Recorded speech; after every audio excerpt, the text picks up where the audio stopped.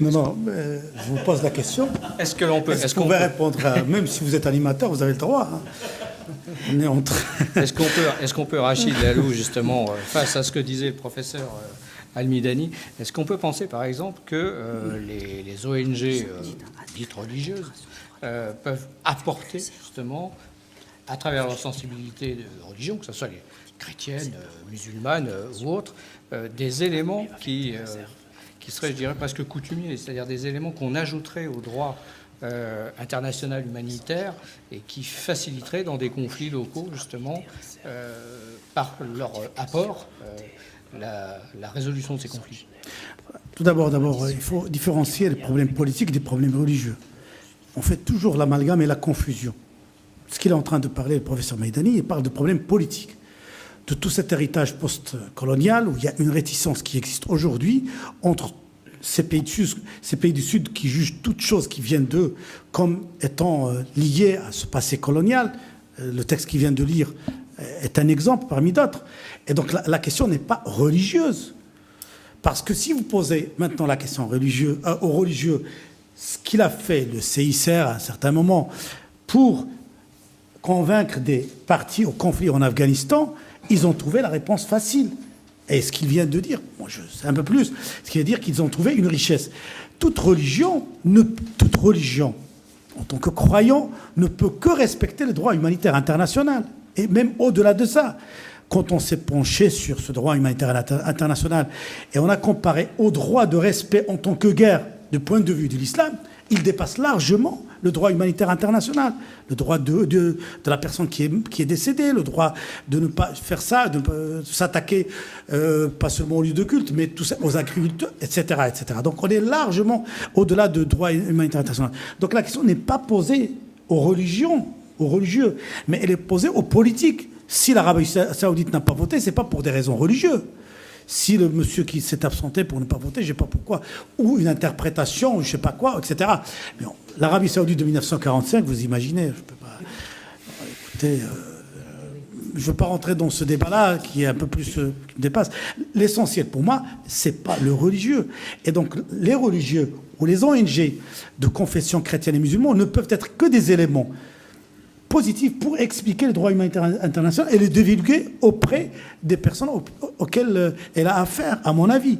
Et pas au-delà des organisations confessionnelles, toutes les ONG. C'est-à-dire que le droit humanitaire international, malheureusement, il n'est pas connu.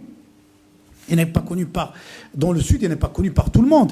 Vous parlez au niveau de l'Occident, déjà on peut se poser la question, le degré de connaissance du droit humanitaire international par le commun des Français ici en France. Alors quand vous passez de l'autre côté du monde non civilisé, déjà il n'est pas civilisé, donc je ne sais pas comment on peut parler de droit humanitaire international.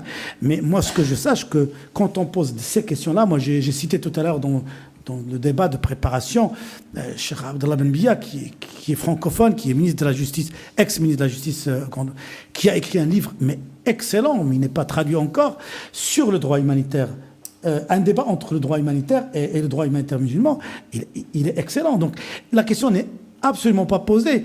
Parce que pour tout croyant, c'est évident. C'est quoi une religion qui va au-delà du droit de l'humain? Moi, je ne crois plus à rien dans ce cas-là. Je pense que c'est des dérives humaines, c'est pas de la religion. La religion qui écrit que celui qui sauve une vie, c'est comme s'il sauve l'humanité, tu la trouves dans l'Évangile, vous la trouvez, je suis désolé, dans l'Évangile, dans le Coran et dans tous les livres saints. Donc la religion ne parle que de préservation de la vie. Et elle combat toute chose qui va à l'encontre de cela. Donc parlez d'autre chose que de la religion, je suis désolé. Mais quand vous interpellez la religion, vous l'interpellez injustement, c'est pas vrai, c'est pas la religion qui est... C'est les politiques ou c'est les gens qui veulent donner des interprétations, c'est les dérives dont on parlait tout à l'heure, pour satisfaire un avis politique. Les pays communistes qui n'ont pas voté, mais c'était pas des régimes religieux non plus. Mais parce que derrière ça, il y a des conflits politiques, d'influence, etc., etc.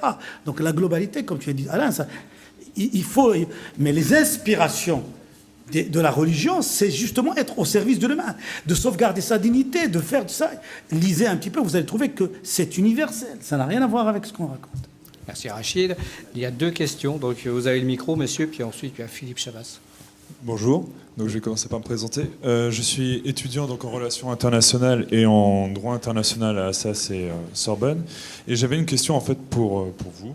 Ce serait, vous parlez beaucoup de coordination des actions humanitaires, notamment entre elles, mais également avec, par rapport comment dire, à l'État. Mais notamment dans le cas de l'Afghanistan, j'ai le sentiment, et même au-delà de ça, j'ai lu que les organisations, les ONG et les organisations humanitaires avaient contourné en fait la figure étatique dans un but pour essayer d'être sans doute plus efficaces. Et en fait, elles avaient réussi beaucoup plus à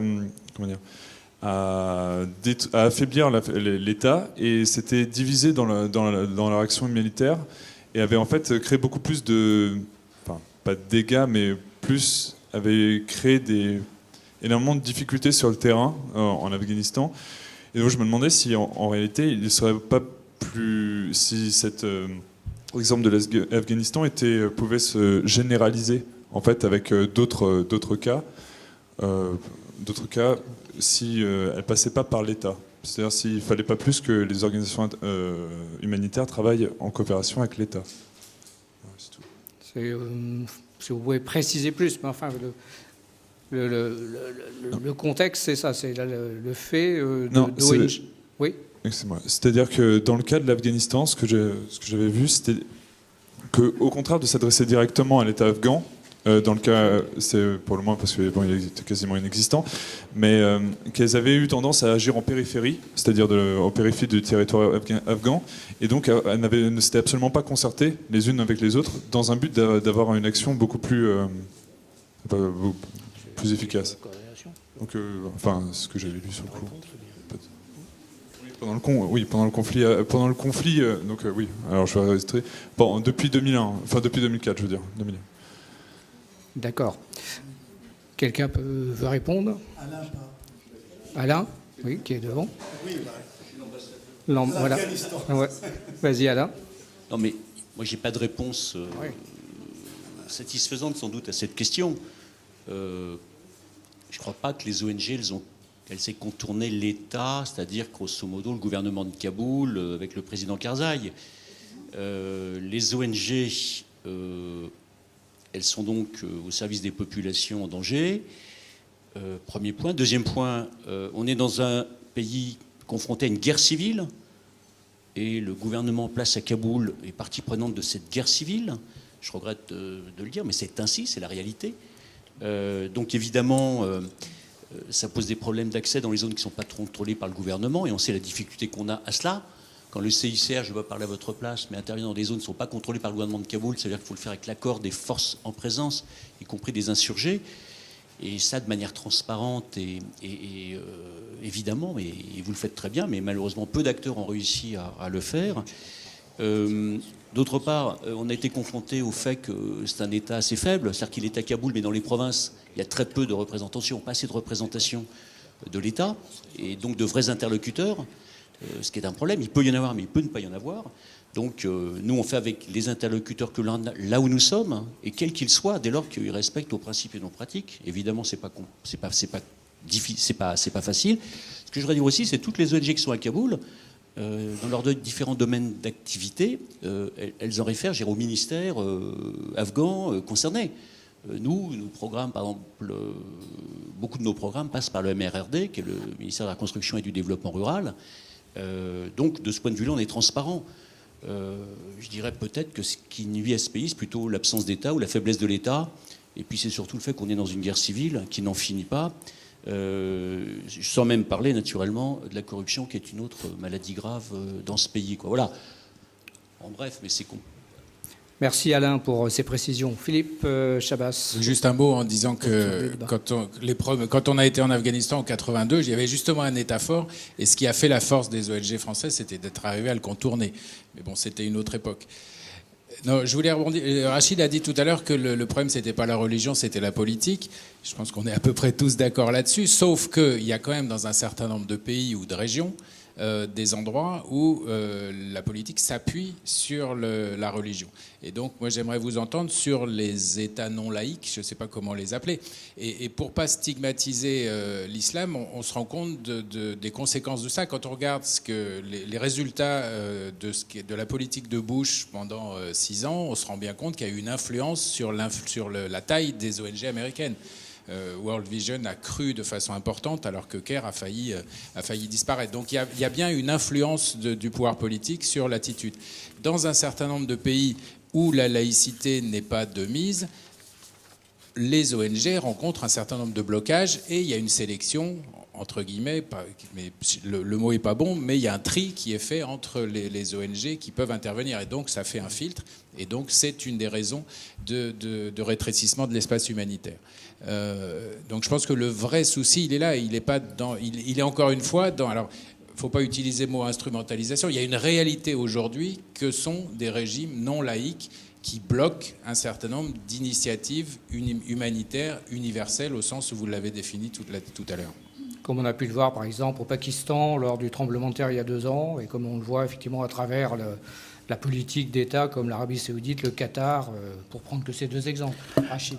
Alors, tout d'abord, puisque vous avez évoqué l'Afghanistan, je ne peux pas ne pas saisir ce ballon, comme on dit au roman, pour ne pas vous dire quelque chose qui est grave, comme toutes les ONG des pays que vous avez cités, qu'ils étaient justement, et qui s'appelaient islamiques. Vous connaissez, je ne vais pas les citer, hein, parce qu'après, ils ont connu des problèmes, et qu'ils étaient utilisés par les États au moment de la guerre contre la Russie. Donc, toute cette instrumentalisation, embrigadée dans tous les gens qui combattaient, c'est connu et su par tout le monde. On ne le dit pas, mais c'était une réalité. Donc, alors, deuxième chose, à l'inverse de ce que pensent beaucoup de choses, et d'ailleurs Philippe en a parlé énormément, si on part de notre exemple à nous, quand on débarque dans un pays musulman, on n'est pas les bienvenus, surtout après le 11 septembre. On se pose 2 fois la question sur nous, occidental, musulman, dans un pays musulman. Alors, c'est pas vrai, la sélection ne se fait pas parce qu'on est musulman ou pas. Je parle des choses récentes. Pour s'implanter dans des pays musulmans, même avec les changements, etc., c'est pas gagné d'avance. La surprise n'est pas venue pour nous de là. Quand on est parti aux Philippines, on a connu les mêmes problèmes en tant qu'organisation musulmane dans un pays chrétien. Qu'est-ce que vous venez faire dans un pays chrétien? Je ne pense pas que des organisations chrétiennes ont reçu la même question quand ils se sont installés dans les pays musulmans. Je me pose la question. La même chose, on a connu ailleurs. Donc vraiment, c'est des problèmes qu'on rencontre au quotidien et qui n'ont rien à voir avec la religion. Il y a des pays qui sont réticents de tout ce qui s'appelle ONG. Je ne vais pas citer des exemples parce que ça peut mettre en difficulté certaines de nos organisations. Les ONG sont perçues parfois dans ces pays-là comme des agents de ces États ou comme des gens qui véhiculent la politique de cet État-là ou qui sont des éclaireurs, etc. L'exemple qu'on a connu en Irak, il est très flagrant. Avec Saddam Hussein, on est parti, on a fait un travail depuis la Première Guerre, on a essayé de s'implanter, ils nous ont refusé, puis il y avait une rencontre comme ça, et ils nous ont acceptés. 1 mois avant, nos équipes et ceux des MSF ont été emprisonnés. Et tout simplement, ils allaient passer par la guillotine parce qu'on avait cette double casquette qui nous fait les traîtres, je dirais, de grande qualité. Nous sommes des Occidentaux, entre parenthèses, mais nous sommes des musulmans et originaires des pays arabes. Ça ne peut être que des agents des Américains ou des Anglais. Donc vraiment, ce sont des images, c'est des choses que vous pensez qu'il y a un favoritisme. Par contre, auprès des populations, c'est vrai qu'on a un pas d'avance par rapport à d'autres dans les pays musulmans. C'est vrai, parce qu'il y a ce problème culturel, cette approche qu'on peut avoir avec ces populations. D'ailleurs, c'est pour ça qu'on a, avec l'AFD, un projet au Tchad, parce qu'on a cette facilité culturelle d'approcher une population et de la comprendre, c'est pas forcément le culturel, mais surtout les habitudes, etc., de les respecter dans la dignité. Ça, c'est la seule chose qu'on peut avoir comme avance par rapport à d'autres organisations. Par contre, s'implanter, je suis désolé, parfois des organisations comme la vôtre, Handicap International ou Médecins sans frontières, sont mieux perçues que la nôtre dans des pays musulmans. Après le 11 septembre, surtout après le 11 septembre. C'est une difficulté supplémentaire pour les organisations humanitaires musulmanes. Merci Rachid.